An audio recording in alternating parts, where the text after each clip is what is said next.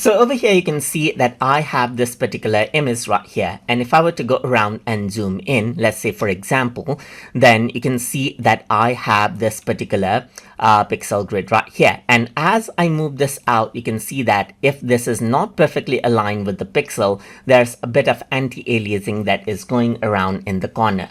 But this does become a problem when you're trying to export because there's unnecessary anti-aliasing.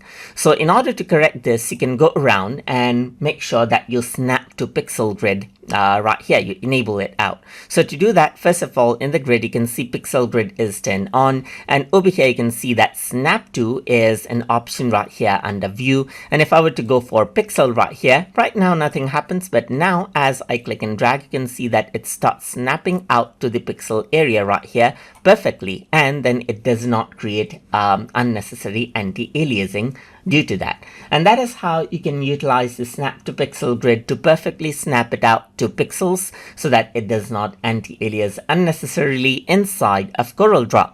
So I hope you guys learned something as always, and as always please like, comment, share and subscribe.